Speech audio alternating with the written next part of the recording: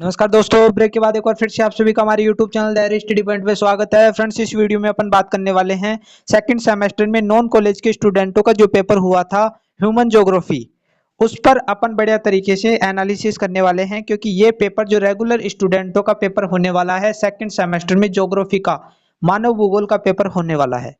तो ये वीडियो उनके लिए अत्यंत इंपॉर्टेंट होने वाला है, क्योंकि इसमें से बहुत सारे क्वेश्चन आपको आपकी जो एग्जाम लगने वाली है उसमें देखने को मिलेंगे। तो वीडियो के लास्ट तक बने रहें। और इम्पोर्टेंट क्वेश्चन और मैं बताने वाला हूं, क्योंकि मैंने ऑलरेडी पहले भी इस पर वीडियो बना रखी है और वर्ल्ड मैप पर भी मैं वीडियो जल्दी ही लेकर आऊंगा। तो आइए वीडियो को स्टार्ट करते हैं। ये पेपर आपका सेकंड सेमेस्टर का नॉन कॉलेज के स्टूडेंटों का था। तो यहाँ पर मैक्सिमम मार्क्स जो दे रखा है 100 अंकों का दे रखा है। 100 अंकों का इसलिए दे रखा है उनके, क्योंकि उनके मिड टर्म एग्जाम होता नहीं है और वो 20 अंक है ना मिड टर्म के, इसमें जोड़ रखे हैं। अब आपके कितने अंकों का पेपर रहने वाला है ये, ठीक है। तो सबसे पहले मैं अपन सिलेबस में देख लेते हैं आपके कि कितने अंकों का आपका पेपर रहने वाला है। उसके बाद में इस पर डिटेल से अपन बढ़िया तरीके से देख लेंगे। 3 घंटे का पेपर रहने वाला है, ड्यूरेशन 3 घंटे, ठीक है। यहाँ पर साइड में आप देखोगे मैक्सिमम मार्क्स 20, ये 20 क्या है, मिड टर्म एग्जाम के हैं। 20 में से कितने भेजते हैं वो कॉलेज में से, जबकि 80 अंक का आपका पेपर होने वाला है। तो इस प्रकार 100 टोटल हो जाएंगे आपके रेगुलर स्टूडेंटों के। और मिनिमम मार्क्स दे रखा है, यानी मिड टर्म में जो एग्जाम हुए थे आपके, उसमें से 20 में से आपको 8 अंक लाने हैं और यहाँ पर पास होने के लिए, ठीक है। और जो 80 का पेपर होगा आपका, जो आप पेपर दोगे, उसमें से 32 अंक आपको पास होने के लिए लाने होंगे। तो ये बात आप ध्यान में रखोगे। ये जो पैटर्न है ना, सेमेस्टर फर्स्ट में आपका जो पेपर लगा था फिजिकल ज्योग्राफी का, उसी पैटर्न के आधार पर ये भी वैसा ही पैटर्न है, ठीक है। तो आपने बढ़िया तरीके से दिया है और ये सिलेबस है।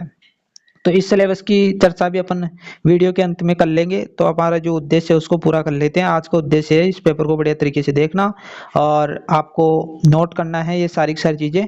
तो यहाँ पर पार्ट ए जो होगा उसमें पहला क्वेश्चन आएगा, और पहले क्वेश्चन में ए जो क्वेश्चन आएगा वो संसार का मानचित्र आएगा। जिस प्रकार आपका फिजिकल ज्योग्राफी का पेपर हुआ था उसमें मानचित्र देखने को मिला था, उसी प्रकार ये मानचित्र भी आने वाला है। सिलेबस में मेंशन नहीं कर रखा है कि ये वर्ल्ड मैप आएगा, छोटे क्वेश्चन आएगा, नहीं दे रखा।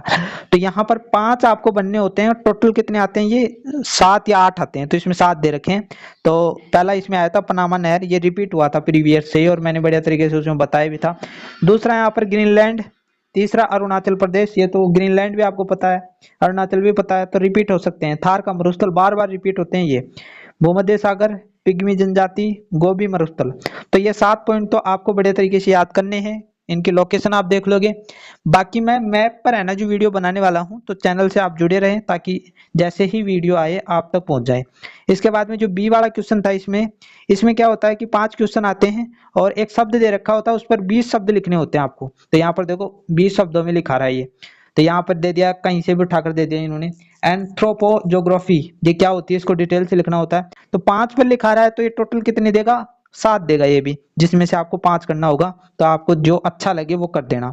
तो यहाँ पर दूसरा है प्रकीर्ण अधिवास, तीसरा बुशमैन जनजाति के बारे में पूछ लिया इन्होंने, आप्रवास। इसके बाद में ची माता क्या होती है, HDI क्या है, मानव भूगोल के सिद्धांत पूछ लिए इन्होंने। तो इस पर मैंने बढ़िया तरीके से वीडियो बना रखी है, उसको बढ़िया तरीके से आप देख लोगे और बाकी भी आपको पढ़ना होगा, ठीक है। इसके बाद में ये जो पार्ट बी होगा, इसमें बड़े क्वेश्चन आने वाले हैं आपके, और अथवा में क्वेश्चन 2-2 के जोड़े आएंगे, तो एक क्वेश्चन इसमें करना होगा। दूसरा क्वेश्चन है मानव भूगोल का अर्थ समझाइए तथा मानव भूगोल के उद्देश्य एवं विषय क्षेत्र का वर्णन कीजिए। या फिर आपको ये क्वेश्चन करना था नॉन कॉलेज के स्टूडेंटों को, मानव भूगोल के निश्चयवाद या संभववाद विचारधाराओं का विस्तृत वर्णन कीजिए। ये क्वेश्चन आपको बढ़िया तरीके से तैयार करने, आपके सिलेबस में दे रखा है। तीसरा क्वेश्चन है प्रजाति का क्या अर्थ है, प्रजातियों का वर्गीकरण कीजिए एवं इनकी मुख्य विशेषताओं का वर्णन कीजिए। और अगला क्वेश्चन है भील जनजाति के निवास क्षेत्र, अर्थव्यवस्था तथा समाज का विस्तृत वर्णन कीजिए। तो इनका निवास क्षेत्र कहाँ है, कहाँ कहाँ पर रहते हैं, इनकी अर्थव्यवस्था इकोनॉमी किस पर डिपेंड करती है, समाज कैसा है। और इसके बाद में जो यूनिट 3 आने वाली है, उसमें देखो जनसंख्या घनत्व के प्रकारों का वर्णन कीजिए तथा जनसंख्या घनत्व को प्रभावित करने वाले कारकों को समझाइए। या माल्थस के जनसंख्या सिद्धांत की विवेचना कीजिए। तो जनसंख्या से ये क्वेश्चन आया था। इसके बाद में यहाँ पर चौथी यूनिट में, यानी 4 यूनिटों में 8 क्वेश्चन आएंगे टोटल, जिसमें 4 करना होगा आपको। तो 5वां क्वेश्चन है प्रवसन क्या है, इसके प्रकार एवं प्रभावित करने वाले कारकों का वर्णन कीजिए, या फिर नगरीय अधिवास के प्रतिरूपों का उदाहरण सहित वर्णन कीजिए।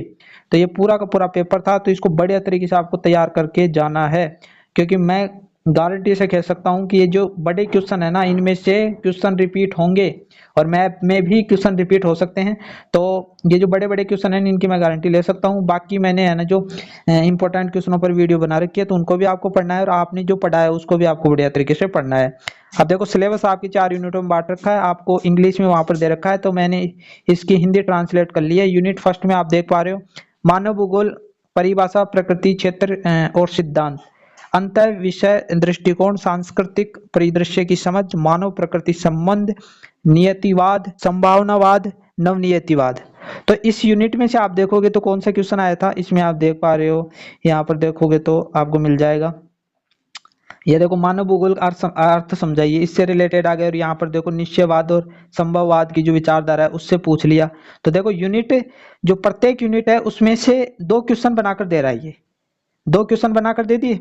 मानव भूगोल का अर्थ पूछ लिया, क्षेत्र पूछ लिया, और यहाँ पर ये जो विचारधारा है संभावनावाद, ये विचारधारा से रिलेटेड क्वेश्चन कर लिया। अब यूनिट जो सेकंड है उसमें सिर्फ 2 क्वेश्चन बनाकर देगा। सांस्कृतिक क्षेत्र, प्रजाति, ग्रिप टेलर का वर्गीकरण, इन्होंने वर्गीकरण प्रस्तुत किया है। जनजाति, Eskimo, Bushman, Pygmy, Santal, Naga, Bhil. अब भील जनजाति से एक क्वेश्चन बना दिया इन्होंने, यहाँ पर आपको दिख रहा है, ये देखो भील से एक क्वेश्चन बना दिया, एक प्रजाति से ले लिया क्वेश्चन, एक भील से ले लिया। तो वो है ना जो किसी भी प्रकार से क्वेश्चन पूछ सकता है। यूनिट यानी प्रत्येक यूनिट में 2 क्वेश्चन वो बनाकर देगा। तो तीसरी यूनिट है विश्व जनसंख्या विकास वितरण घनत्व, लिंग अनुपात और साक्षरता, जनसंख्या वृद्धि सिद्धांत, और ये सिद्धांत भी इन्होंने पूछा था, मानव विकास सूचकांक। तो जनसंख्या से रिलेटेड, घनत्व से रिलेटेड 2 क्वेश्चन बनाकर दे दिया इन्होंने। तो देखो ये है ना जो प्रत्येक यूनिट में वो क्वेश्चन बनाकर देगा। प्रवासन के कारक, इससे रिलेटेड क्वेश्चन बनाकर दिया। और प्रकार और परिणाम, ग्रिप टेलर का प्रवासन सिद्धांत, विश्व के शहरीकरण के रुझान। अब शहरीकरण से संबंधित क्वेश्चन बनाकर दे दिया इन्होंने, पर अब ये भी हमने देखा।